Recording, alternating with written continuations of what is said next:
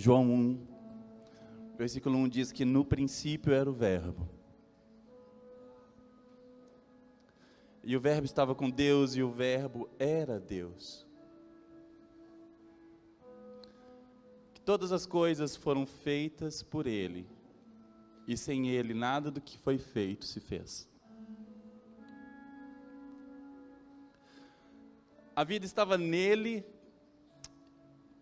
E a vida era a luz dos homens. A luz resplandece nas trevas. E as trevas não prevaleceram contra ela. Houve um homem enviado por Deus e o nome dele era João. Esse veio como testemunha para testificar a respeito da luz, para que todos que viessem a crer por meio dele. Ele não era luz, mas veio para dar testemunho da luz, a verdadeira luz que, vinda ao mundo, ilumina toda a humanidade. O Verbo estava no mundo, o mundo foi feito por meio dele, mas o mundo não o conheceu. Veio para o que era seu e os seus não receberam. Mas a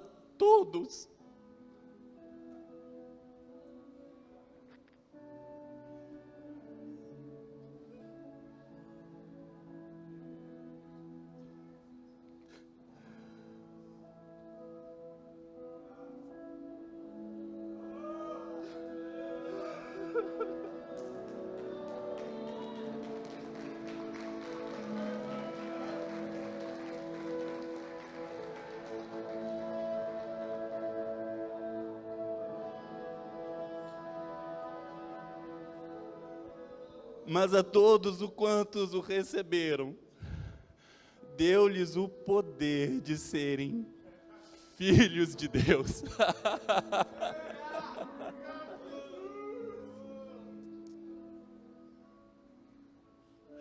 Você pode se assentar um pouco, por favor? Obrigado.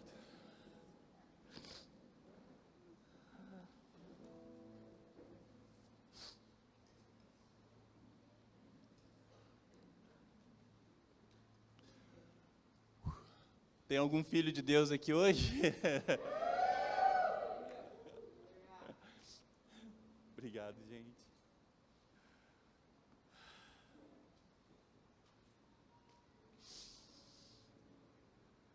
Penúltimo culto do ano, né? Natal, e a gente está comemorando o nascimento de Cristo. Amém. Amém, amém, amém.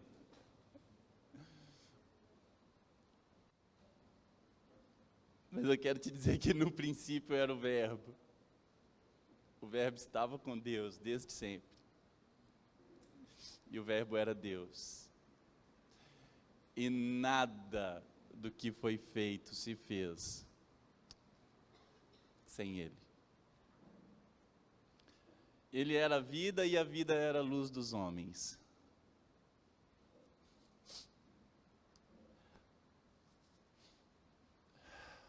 Então a gente olha para o nascimento de Cristo e a gente fica feliz. Mas eu quero te dizer que a morte dele e a ressurreição dele são motivo de maior alegria.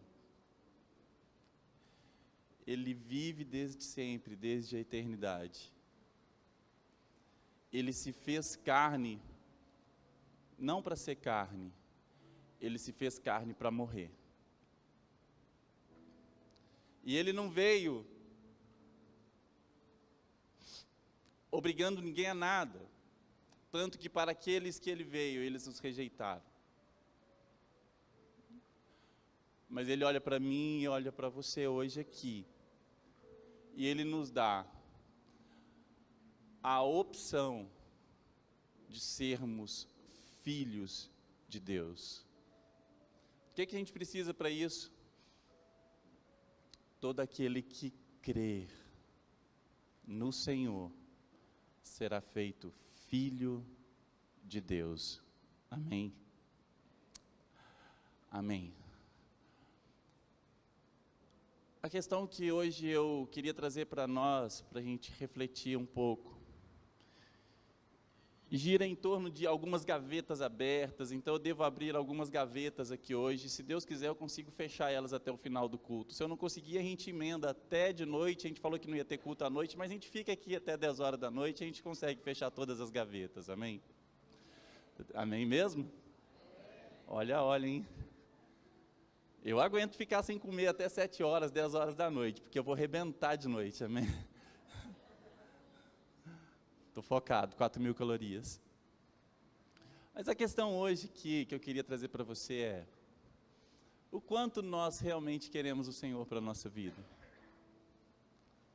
O quanto nós estamos desejosos acerca do Senhor para a nossa vida? E para ilustrar isso para você, eu gostaria de contar 2 histórias bíblicas. São 2 gavetinhas que a gente vai abrir por enquanto. Em João 5, o Senhor se encontra com um homem que estava há 38 anos, acamado. A palavra de Deus diz que existia um paralítico e ele ficou durante 38 anos do lado de um poço, o poço de Betesda. E esse homem estava naquele lugar porque ele queria cura para a vida dele. Aquele poço, se você ler em João 5, você vai ver entre colchetes que eventualmente vinha um anjo e agitava as águas, e o primeiro que entrasse naquela água ele seria curado. Então aquele homem estava ali para ser curado. Ele estava desejoso de uma cura para a vida dele. Então o Senhor, ele se encontra com esse homem um dia. O Senhor vai até o poço de Betesda, e então ele encontra com esse paralítico. E o Senhor faz uma pergunta para ele. O Senhor diz o seguinte, simples e objetivo, verso 6.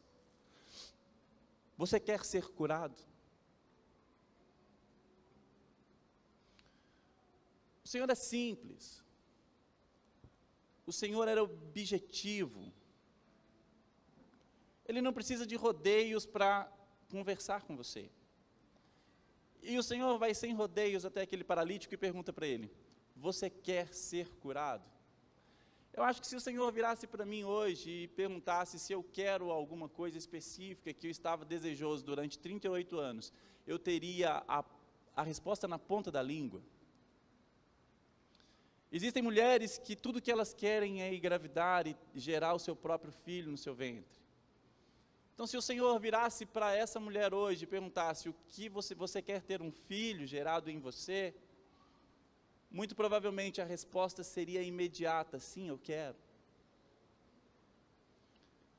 Se alguém estivesse com uma doença no seu estágio terminal e o Senhor virasse para essa pessoa e falasse, você quer ser curado? Qual deveria ser a resposta dessa pessoa? Sim, eu gostaria de ser curado.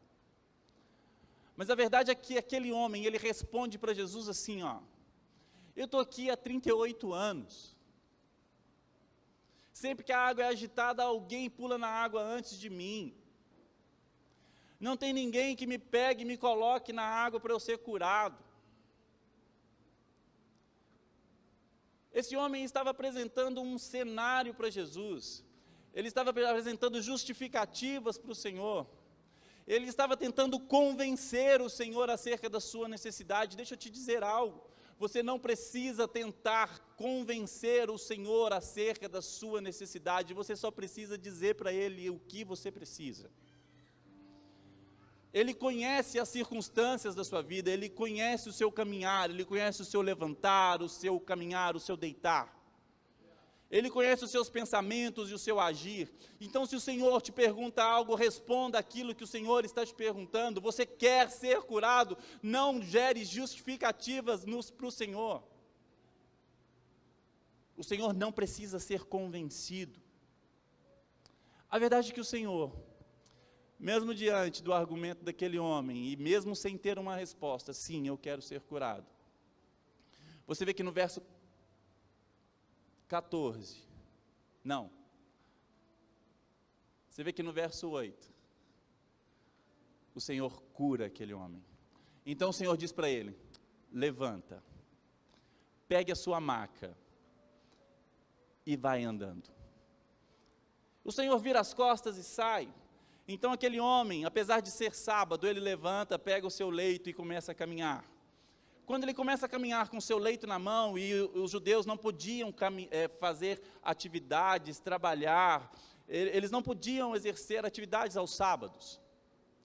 Então os fariseus, vendo aquele homem carregando a maca dele, vendo aquele homem carregando o seu leito, eles começaram a questionar: ei, você não pode carregar o seu leito hoje, porque hoje é sábado. Então aquele homem responde assim, olha que legal, até aqui a história é muito boa. Aquele homem responde assim, aquele que me curou também mandou eu carregar minha maca, então eu estou carregando. O que acontece é que, momentos depois, o Senhor Jesus encontra novamente com esse homem no templo. E talvez esse homem ouviu exatamente aquilo que ele não queria ouvir. Aquilo que eu e você, às vezes, não queremos ouvir também. João 5, verso 14, o Senhor olha com um olhar fixo naquele homem, e ele diz assim: olha, você foi curado. Isso é um fato. A Bíblia coloca um ponto final depois dessa frase: você foi curado. Não peque mais, para que não lhe aconteça coisa pior.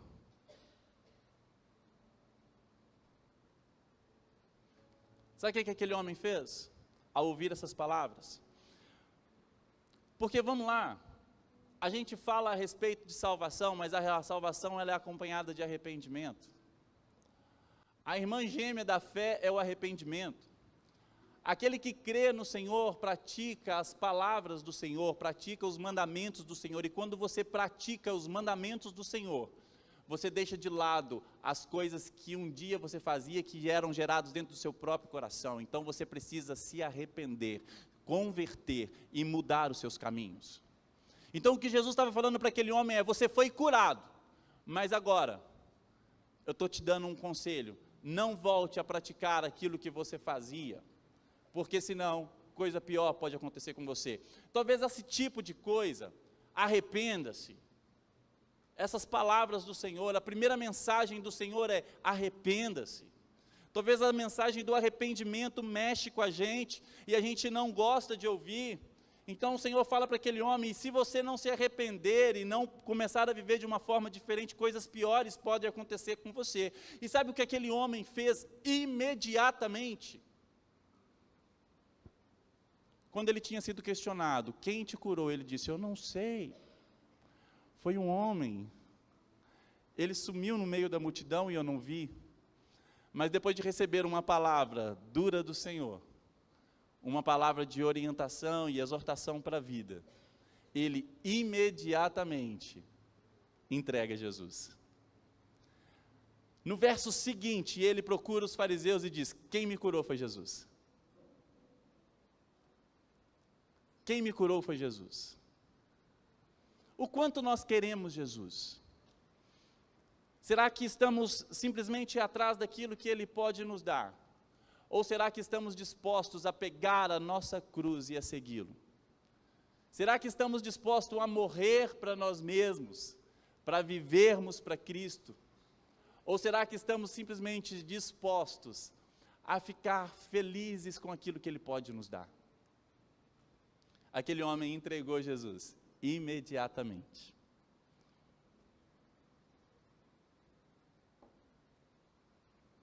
Em Lucas 8, verso 26 até o 39, Jesus se encontra com um gadareno. Em Lucas falam que eram dois homens possuídos por espíritos malignos, e esses homens eles eram terríveis. A sociedade tinha medo daqueles homens. A palavra de Deus diz que as pessoas tinham medo de passar na região onde eles estavam. Por quê? Porque aqueles homens estavam possessos de espíritos malignos. Mas o que acontece é que quando Jesus se apresenta, irmão, não tem diabo que se mantém de pé. Quando Jesus se apresenta, não existe forças maiores do que a força do nosso Senhor. Quando a luz se revela ao mundo, a escuridão tem que ir embora, amém? Então quando Jesus se apresenta para aqueles homens, então Jesus vem caminhando na direção daqueles homens. Então os demônios começam a gritar: por que você está aqui nos incomodando? Não é chegada a sua hora ainda, Jesus, Filho de Deus. Sai daqui, eu não te aguento. Deve que eles falaram coisas desse tipo com Jesus. Então Jesus expulsa os demônios e eles clamam, eles pedem: por favor, deixa a gente entrar naqueles porcos que estão sendo criados ali.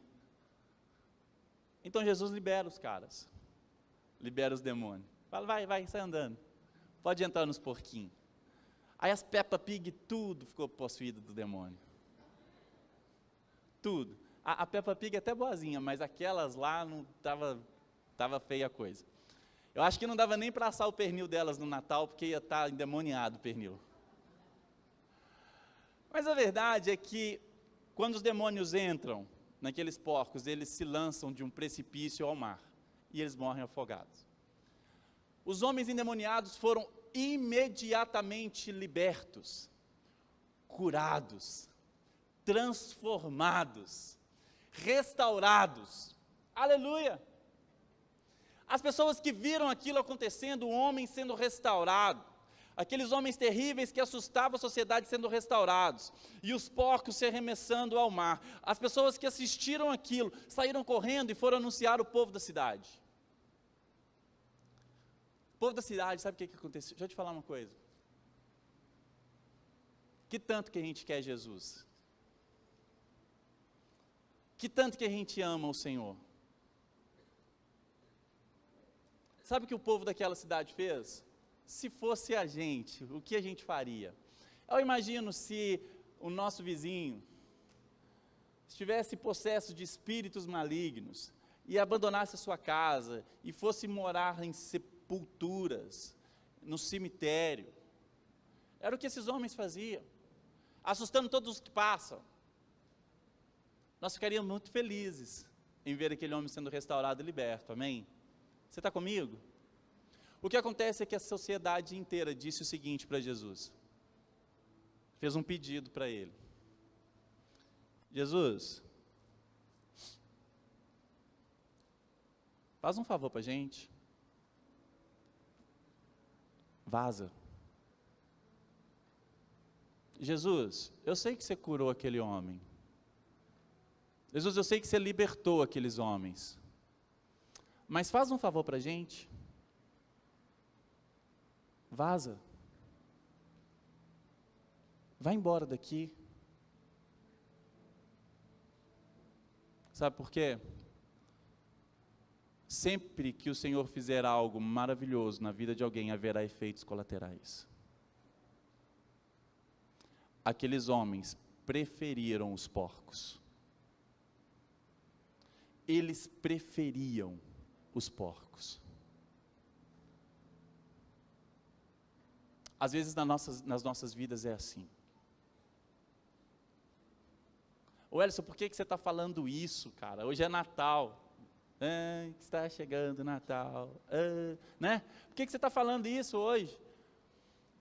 Porque o Natal não faz sentido se não for para nos levar de volta ao Senhor.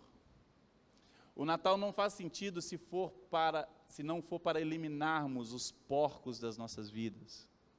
O Natal não faz sentido se não houver arrependimento e salvação nas nossas casas. Amém? Eles preferiram os porcos. E às vezes nas nossas vidas é assim. Do que eu vou ter que abrir mão? Qual o efeito colateral? Às vezes você perde um emprego onde você trabalhava porque você decidiu ser tocado pelo Espírito Santo de Deus, porque você deu espaço para Jesus. Às vezes a sua própria família vai virar o rosto para você. Às vezes nada disso que é tão legal pode acontecer, nada disso que é bom, o emprego é bom, a família é boa, mas às vezes é um pecado que está sendo cultivado, estimado por você ao longo de anos e anos e anos, e o Senhor está falando: porcos se arremessem ao mar. E nós estamos ainda preferindo os porcos, preferindo prazeres momentâneos, preferindo satisfazer o nosso corpo, satisfazer a nossa alma com coisas terrenas. Deixa eu te falar, você foi feito para a eternidade, você não foi feito para ser satisfeito com coisas terrenas. O Senhor às vezes vai tirar coisas terrenas para te dar coisas eternas. E nós não podemos preferir os porcos quanto nós estamos querendo o Senhor para a nossa vida. Negue a si mesmo, tome a sua cruz e me segue. Às vezes nós buscamos o Senhor pelos motivos errados. Às vezes nós queremos honra. Às vezes nós estamos atrás de honra. Honra não é coisa que se pede, honra é coisa que se dá. E deixa eu te falar uma coisa. Ele abriu mão da sua glória e se fez maldito por nós. Como exigir honra de um Deus como esse? Às vezes nós estamos atrás de riquezas, buscamos o Senhor por causa de riquezas desse mundo, mas Ele não tinha onde reclinar a própria cabeça.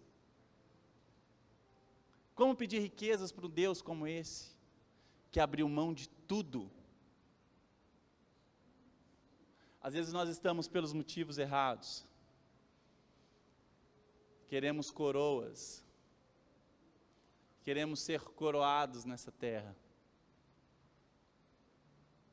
só que Ele se despiu da sua posição de rei, Ele se despiu da sua posição de Senhor dos senhores, Ele se despiu da sua posição de ser adorado nos céus, Ele se despiu de ser Deus, e Ele se fez carne e habitou no meio de nós.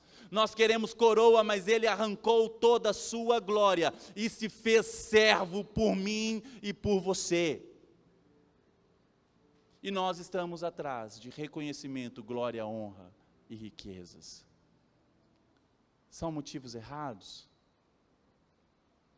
Você está feliz ainda? A hora é de morrer para nós mesmos.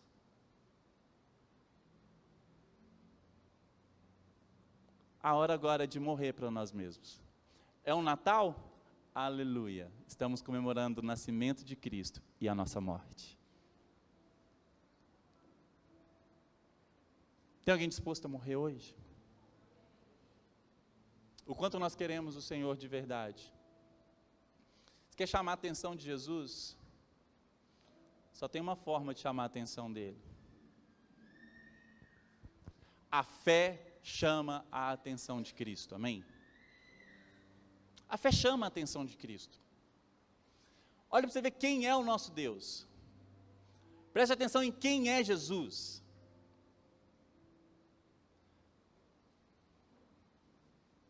Jesus estava chegando na casa de um amigo, e ele começa a pregar naquele lugar, e a casa começa a ficar cheia de pessoas, e de repente, em volta da casa estava cheio de pessoas, e de repente alguém sabe que Jesus está na casa, e percebe que não consegue chegar até lá, e ele percebe que existe um amigo que precisa da solução para a sua vida, e a solução para a sua vida estava naquela casa, e aquela casa estava sendo totalmente fechada, não conseguiam entrar naquela casa. Então amigos loucos resolvem pegar um homem paralítico que precisava de um milagre para andar, e descobre aonde estava o milagre está em Jesus. Então eles pegam aquele homem,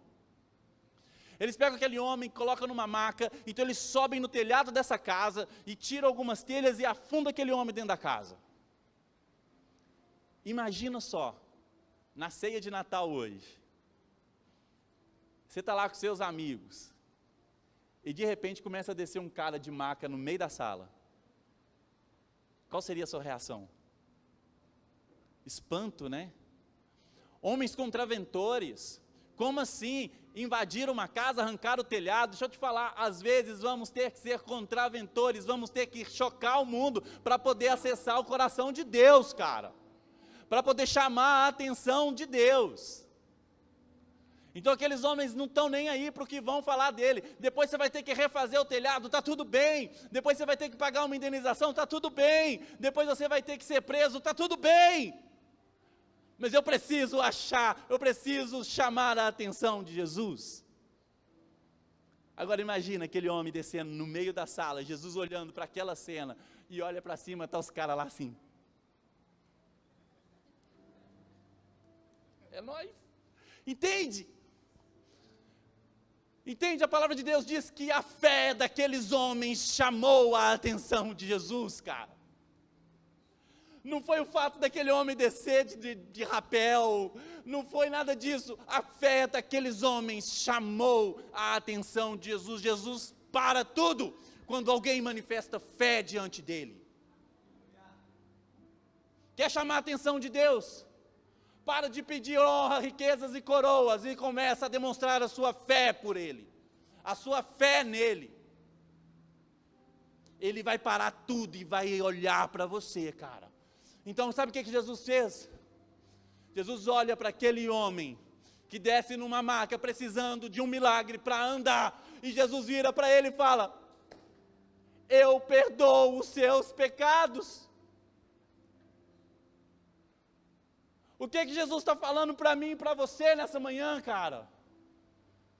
O que Jesus está falando é: milagres são passageiros, tudo que acontece nessa terra um dia vai acabar, mas a minha graça, a graça que eu tenho para te dar, é para a vida eterna. Aqueles homens estavam atrás de um milagre para o paralítico andar, mas Jesus tinha graça para ele viver. Aleluia! Chocante, né? Então as pessoas olham, quem esse Jesus pensa que é? Para poder perdoar pecados. A gente falar é fácil. A gente já fala isso há muito tempo. Falar é fácil. Falar da boca para fora é fácil. Aqueles homens entendiam o que Jesus estava falando da boca para fora. Então falar, simplesmente falar, caneca voa, é fácil. Eu não tenho autoridade para fazer essa caneca andar, sair do lugar, mas eu posso falar, porque falar é fácil.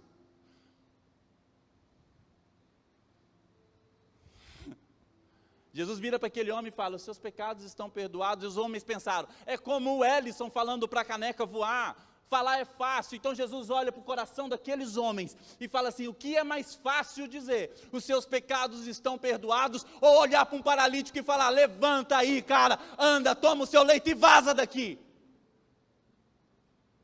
Ah, é rabo de foguete, né? É sinistro falar isso, porque se for da boca para fora, é muito mais fácil falar os seus pecados estão perdoados, do que paralítico levanta e anda. Mas se existe autoridade na sua palavra, perdoar pecados é só com o Senhor, e fazer paralítico andar é simples para Ele. Aleluia! Quando aqueles homens viram o testemunho acerca das palavras, do poder acerca das palavras, eles entenderam: aquele que faz paralítico andar, tem poder para perdoar pecados. Aleluia! A nossa fé chama a atenção de Jesus. Cego, olha só o cego está lá, de boa, sentado à beira do caminho, cego, percebendo a multidão, percebendo o rolê, jogado na beira da sociedade, mendigando o pão, e ele vê um barulho de uma multidão e pessoas falando: o que está acontecendo? O que está acontecendo? Ah, é Jesus que está passando.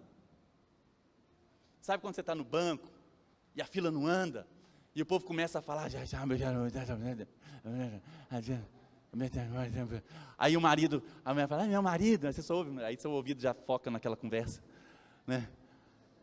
O cego estava assim, ele estava ouvindo de tudo, E de repente um alvoroço, um barulho louco de uma multidão, que não sabia muito bem para que lado estava indo a multidão, só sabia que existia alguém poderoso passando. Quem é esse alguém? Jesus. Então o cego demonstra a sua fé pelo Senhor, e ele mostra a fé dele no Senhor, e chama a atenção de Jesus, e ele começa: Jesus, filho de Davi, ei, pagando mico, estou aqui, sentado no cantinho, e as pessoas: cala a boca,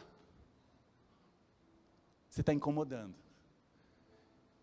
você vai incomodar a gente, você vai incomodar pessoas, você vai incomodar por onde você for, você vai incomodar.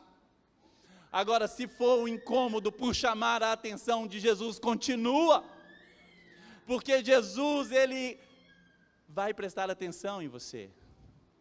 A sua fé chama a atenção de Jesus. Então aquele homem gritava: Jesus, filho de Davi. Sabe o que Jesus fez? Para tudo. Para tudo. Sabe por que às vezes a gente não recebe o que a gente pede? Porque a gente não tem nem coragem de pedir direito. Essa que é a real. Sabe por que as coisas às vezes não acontecem na nossa vida? Porque a gente está preocupado com quem está do lado. Sabe, às vezes nós estamos aqui louvando ao Senhor, exaltando o nome dEle. Tudo entregar, vou me render aos seus pés. Sabe? E a gente está com medo de fazer assim, ó. Não é religião isso não, gente. Você faz se você quiser, não tem problema não. Se você quiser fazer tudo entregar, tipo, não tem problema. Fazer igual a Maiara, DJ, tudo é entregar, né? Tipo, eu fiz botox.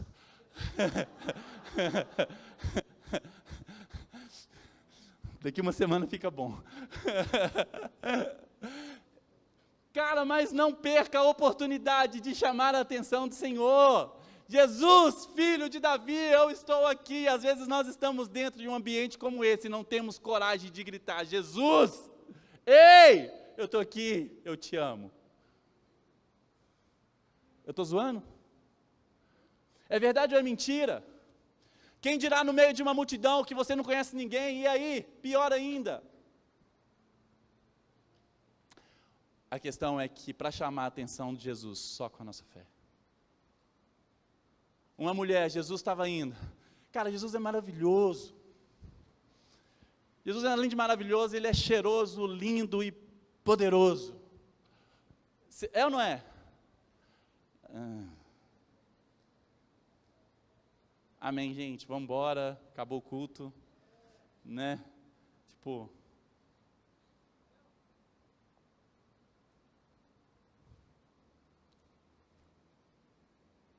eu não sei qual Jesus você tem servido, mas o meu é poderoso.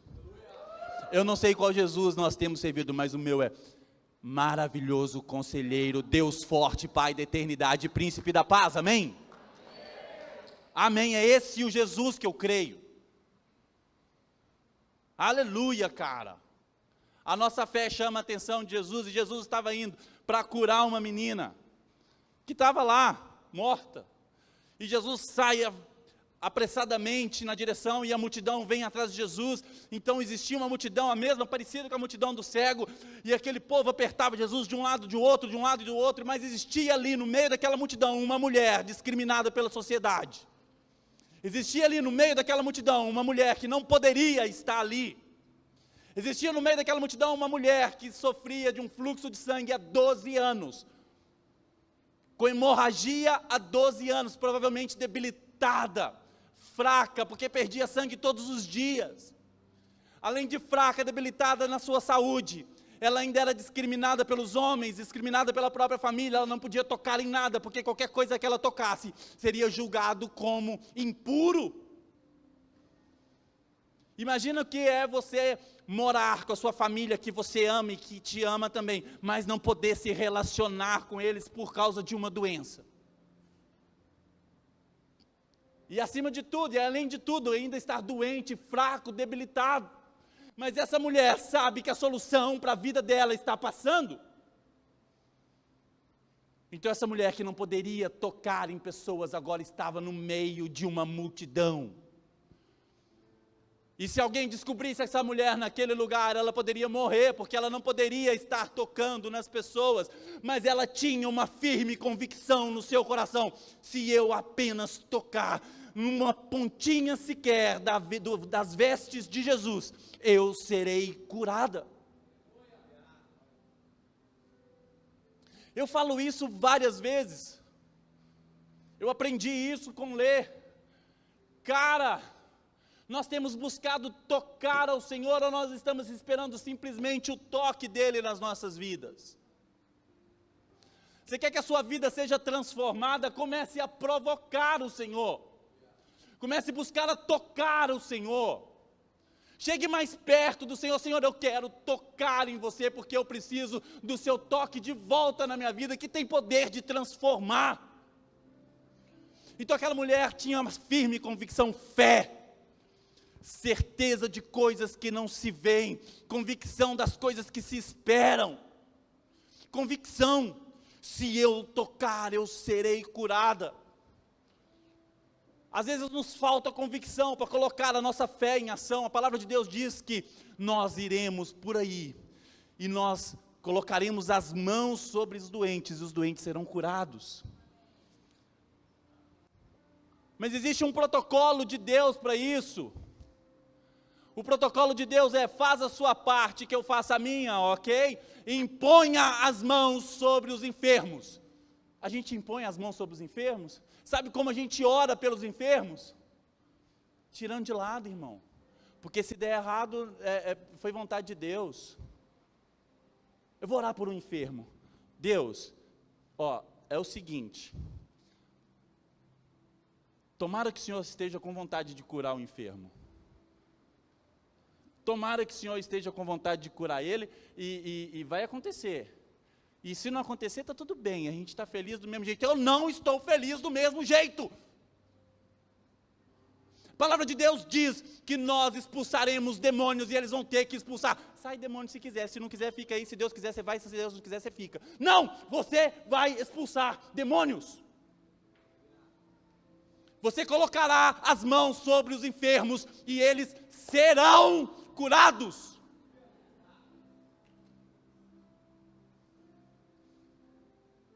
Eu acho que vai ser curado. Não, vai ser curado em nome de Jesus. Doença vai embora.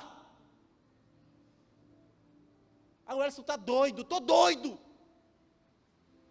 Cansei de ser crente meia tigela.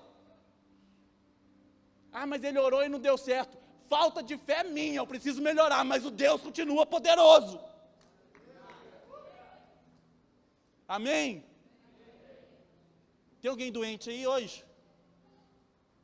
Os doentes até sarou. Aleluia. Irmão, imponha as mãos e eles serão curados. A sua parte é impor as mãos, crendo, com fé. A cura vem dele. Amém? Mas não tenha vergonha e medo de impor as mãos. É estado terminal. Vamos terminar isso então agora. Terminal da doença, porque da vida não é, no nome de Jesus. Amém? Aquela mulher sabia. Então ela toca na orla das vestes de Jesus. Jesus, para tudo! Para! Alguém tocou em mim. Os discípulos não entenderam nada. Jesus está todo mundo te empurrando para lá e para cá. Tem gente aqui sobrando. Está aparecendo poema no culto de Natal. Não, está vazio, hein? O povo está tudo festejando. Ninguém quer Jesus hoje, será? Mentira, gente. Está todo mundo festejando por causa de Jesus. Amém? Está lotado. Está uma muvuca, Jesus. Não, você não entendeu. Alguém me tocou com fé. Porque quando alguém toca com fé o Senhor, dele sai poder. Ele diz: de mim saiu o poder. A nossa fé chama a atenção de Jesus. Está feliz ainda?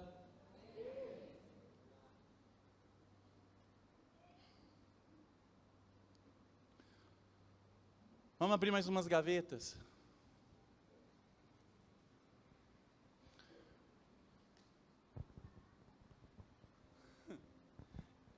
Quando a gente começou a Red Line, a gente começou no Sermão da Montanha, falando para a gente colocar a nossa fé em ação, as palavras do Senhor, deixar que elas penetrem no nosso coração e começar a praticar essas palavras. Amém. Hoje eu quero te mostrar quem é esse Jesus que nasceu, se fez carne. É um Jesus que toca como ninguém toca. É um Jesus que toca onde ninguém toca. É o Jesus que toca em alguém que não é tocado por ninguém.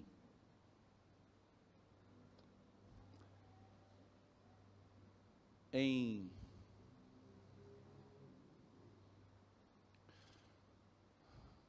Lucas 5, verso 12 até o 28.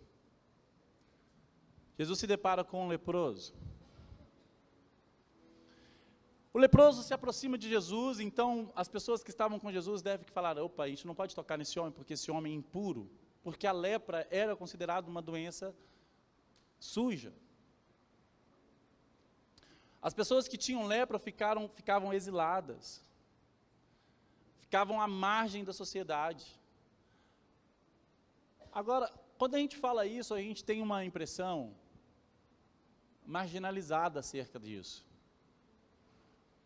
A gente começa a ver uma figura e esquece da pessoa por trás dessa figura.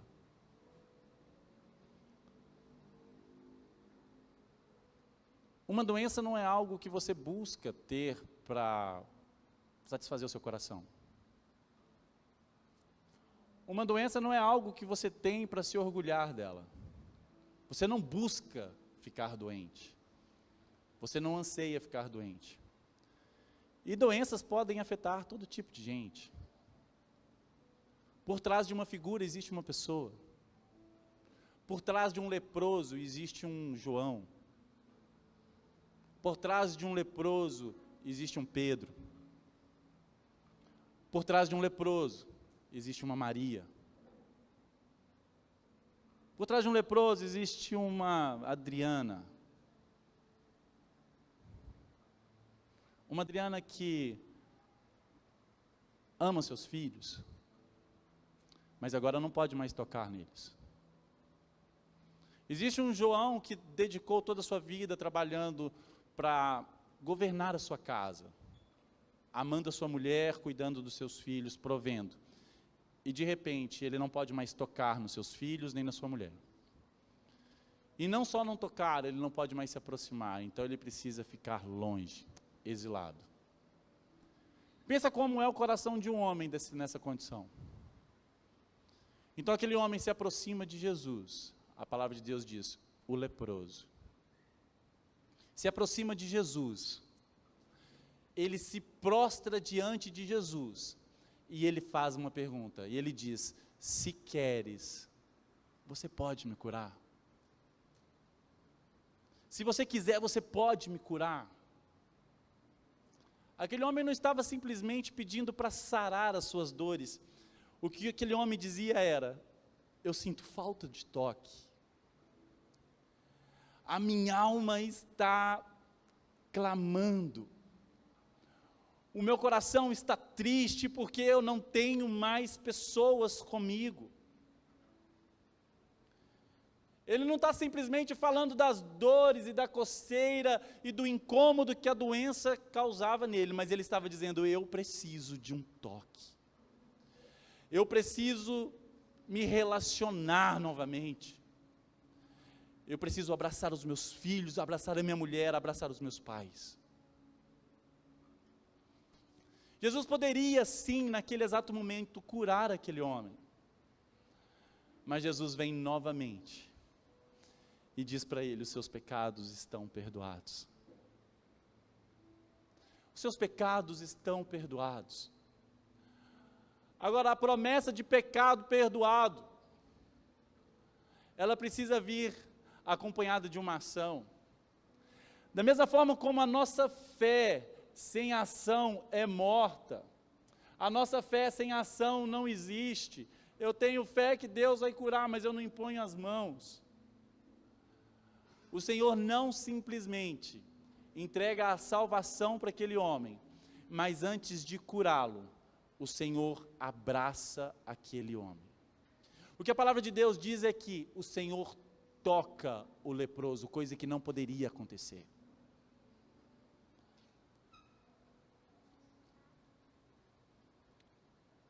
A palavra de Deus diz que o Senhor nos amou, mesmo quando nós estávamos perdidos na multidão de pecados. Mesmo quando eu e você estávamos perdidos, cometendo todos os pecados possíveis, e às vezes, eu nem cometia tanto pecado assim, que bonitinho, você é autossuficiente. A palavra de Deus diz que todos os homens pecaram e carecem da graça e da misericórdia de Deus. E Jesus nos amou, mesmo quando nós estávamos leprosos. E Ele nos toca. Ele nos toca, antes de nos curar. A palavra de Deus diz que Jesus toca o leproso. Quando Jesus toca o leproso, Ele cura a alma do leproso. Quando Ele diz os seus pecados estão perdoados, Ele religa o espírito daquele homem ao Pai.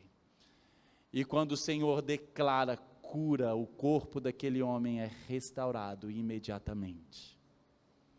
Jesus toca onde nós às vezes não temos coragem de tocar. Jesus toca onde às vezes nós estamos em locais que nós às vezes estamos escondendo do Senhor. O Senhor toca em intocáveis. Se você é um intocável hoje, eu quero te convidar a deixar Jesus tocar você hoje.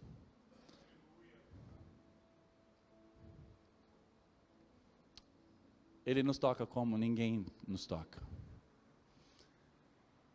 E eu quero te dizer que como nós cantamos, ninguém me toca como você, ninguém me vê como você. Eu quero dizer que realmente Ele nos vê de uma forma diferente.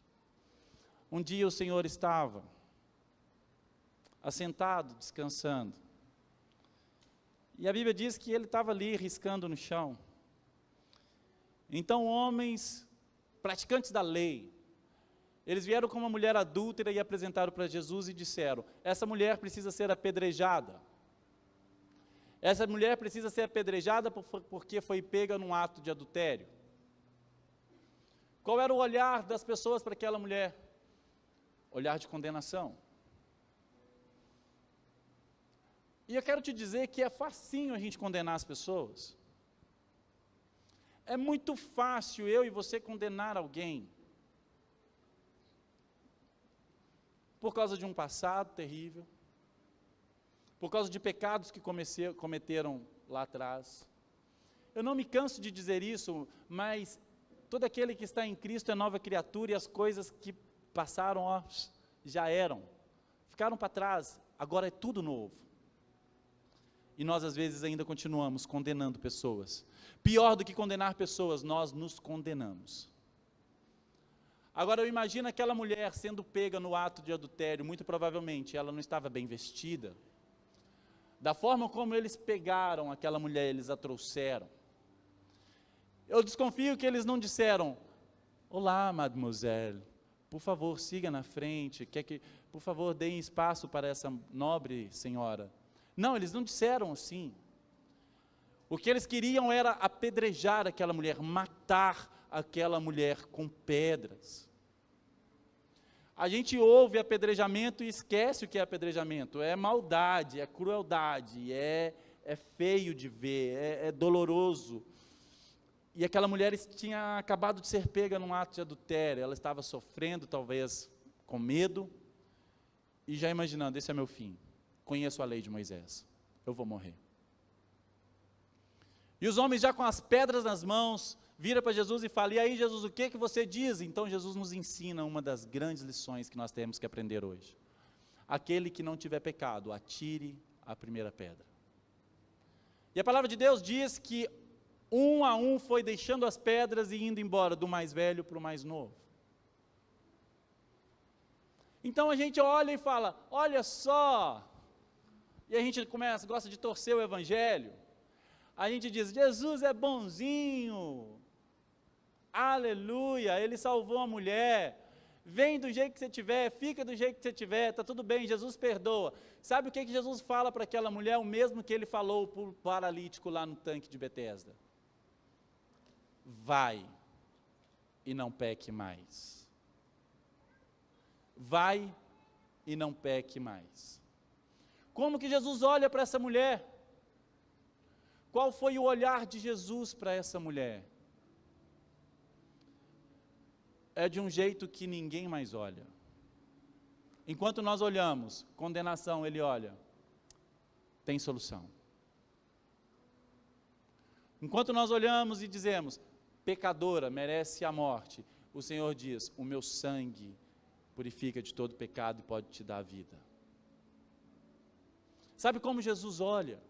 Ele olha diferente daquilo que nós olhamos. Mateus era um cobrador de impostos. Era um homem que traiu o seu povo. Jesus não olha para ele como um traidor. Jesus olha para ele como um homem que carecia voltar a ter relacionamento com o povo. Um homem que precisava se relacionar de novo com a sociedade. Quando Jesus olha para Zaqueu em cima da árvore, Jesus não vê um corrupto, Ele vê um homem desesperado com a velha natureza querendo viver uma vida nova. Quando Jesus olha para o endemoniado, Ele não pensa, vai para o inferno, Ele diz, eu vou te libertar. E quando o endemoniado curado, agora curado, um homem de Deus fala, Jesus, deixe-me ir atrás de você, Ele fala, não, eu não vejo um endemoniado, eu vejo um missionário na sua vida. Você vai ficar aqui, e com a sua vida, você vai declarar tudo aquilo que eu fiz em você. Jesus olha diferente.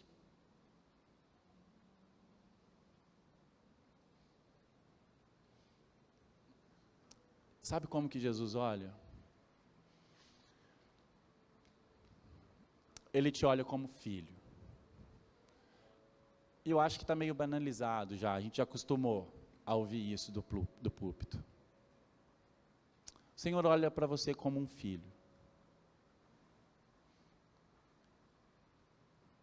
Ele veio para os seus, mas os seus o rejeitaram.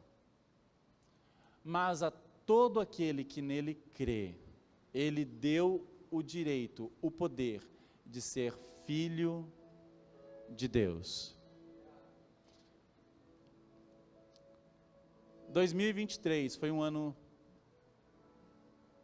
de altos e baixos para muitas pessoas. Para alguns mais baixos do que altos. Para outros mais altos do que baixos. Mas Salomão, acho que foi Salomão, disse que não tem nada muito novo debaixo do sol. É um ciclo. As coisas vão acontecer assim. Mas eu tenho coisas boas para testemunhar para você desse ano. Coisas que só o amor pode fazer. Coisas que só Jesus pode fazer. Coisas que só o amor de pai e filho pode fazer. A todo aquele que nele crê, Ele deu o direito de ser filho de Deus. Ser filho de Deus é um convite a se apropriar dessa paternidade de Deus. Como ser filho de Deus? Cara, Ele pegou o seu único filho, primogênito, unigênito, e o fez primeiro de muitos. Ele só tinha um, mas agora Ele tem você. Agora Ele tem um tanto de filho. Porque você se entregou para Jesus. Mas Ele veio para os seus, mas os seus o rejeitaram. Eu quero contar um pequeno testemunho para vocês aqui. A respeito do que é filiação. A respeito do que é paternidade e filiação. Não é novidade para nenhum de vocês aqui, talvez para alguns seja. Mas você se lembra que eu tive um filho há 4 meses que foi embora de casa? A gente estava adotando, já tinha 2 anos e meio que ele estava com a gente. E ele preferiu ir embora. Tá tudo bem. Tá tudo bem comigo, tá tudo bem lá em casa e tá tudo bem com ele. Tá ok. Mas a gente pode ou não escolher a paternidade. Então você pode virar para mim e falar assim, nossa, que triste. Não, eu sei, é triste mesmo. Nós choramos muito, nós enterramos um filho praticamente. Foi muito terrível. Baixa um pouquinho para mim. Praticamente enterramos um filho. Mas tem uma parte boa que eu não contei para vocês ainda.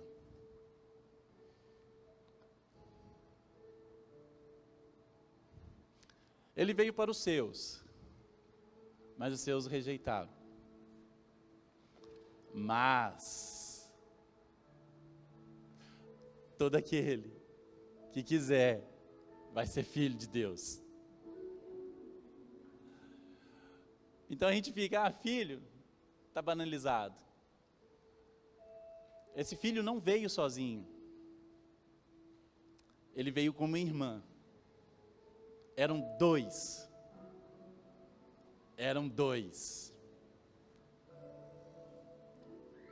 Um tomou a sua decisão. Agora, a minha filha, ela olhou nos meus olhos um dia e falou assim, pai, eu decidi, eu escolhi a minha família. Pai, eu decidi, vocês são meus pais e nada vai mudar isso.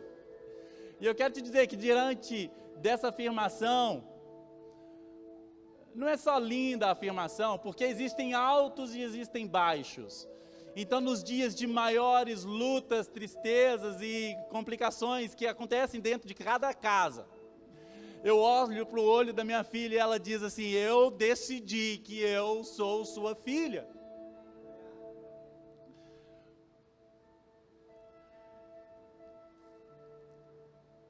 Muitos de vocês não sabem, talvez não saibam, mas a vida dela não foi fácil.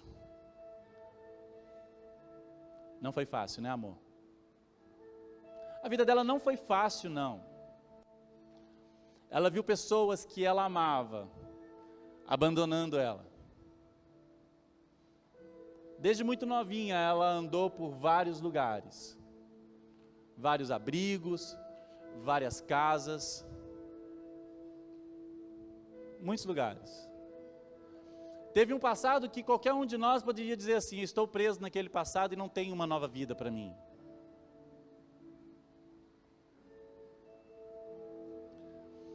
Mas agora ouve isso. Olha só como eu estou abrindo um tanto de gaveta. Há 8 anos atrás, eu sofri um acidente, todo mundo sabe disso, então foi traumático, parei de andar de moto. Beleza? Parei de andar de moto, não ando mais de moto. Fiquei 7 anos sem andar de moto, quase morri. Não quero nem saber de moto, a Janete não deixava. Aí um belo amigo meu virou para mim há 1 mês atrás e falou assim, cara, tem uma moto igualzinha que você tinha aqui, eu sei que ela é sua. Eu falei, não é possível. Ele falou, é sua. Eu falei, Deus, eu já tinha esquecido até como é que anda de moto, eu vou andar de moto de novo. Aí virei para a Janete e falei, Janete, eu vou andar de moto de novo. Aí a Janete falou, Deus me livre. Eu não quero passar por aquilo de novo, então eu dei desculpa, agora eu vou andar devagar. Eu vou ser consciente, agora eu estou velho, cabelos brancos, careca. Ela disse, não, e a gente estava no carro. Então ela vira para trás e fala assim, Paloma, fala aí para o seu pai. Fala aí para o seu pai, qual que é o conselho que você tem para dar para ele? Ela vira e fala, mãe, eu tenho um conselho para você.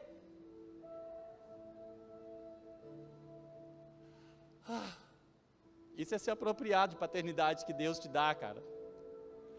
Ela disse assim, mãe, a gente não pode ficar preso nos traumas do passado. Se coloque de pé, por favor.